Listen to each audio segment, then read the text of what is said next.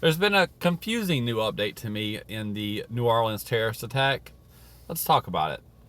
So they're now revising the casualties from 15 that were confirmed killed in this attack down to 14. They are keeping the 35 injured as the amount injured in this attack.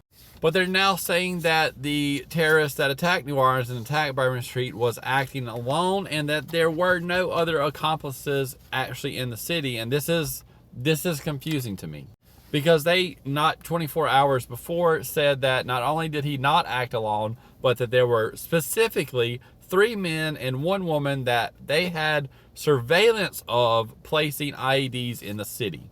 They are still maintaining that there was no direct link to the Vegas attack as well. Now, they are still saying that he may have had help planning this remotely, like an online chat room, online emails, something along those lines, where he was talking to someone online about the plan to attack New Orleans, about preparing that, or preparing how to make bombs, how and where to do all of this. But they don't have any specifics on that, which is also why I circle back to not 24 hours before. They were saying 3 men, 1 woman, placing IEDs in the French Quarter, and now that just goes away like they never said it. I really want to know what the hell that evidence was, and I want that shit released, because if you had evidence, you specifically say you have surveillance of 3 men, 1 woman placing IEDs in the city, and now you're saying that it is not something that happened. I really need a better explanation on that. I'm not saying this as a TikToker or some news guy that wants to know more info on it because I want it for like a story or whatever.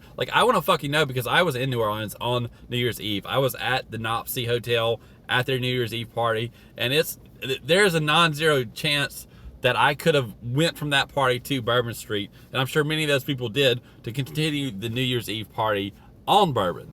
Now, me and my wife are old, and we were like, we're fucking tired, and we were gonna go home not too long after midnight. But I mean, a lot of the younger people that were there, they definitely probably went down to Bourbon to continue partying. So when I tell you, I want to know why the hell we went from 4 extra people that were part of this attack to 0. I want to know, because I visit New Orleans often, and I want to make sure that we don't have people down there, or people at large now, that have just been forgotten about because they want to close this case out. This shit doesn't add up to me. I don't understand it, and I want to know how they went from, we have surveillance of 4 people putting IDs, to nothing. That's just me, as someone from Louisiana that visits New Orleans often.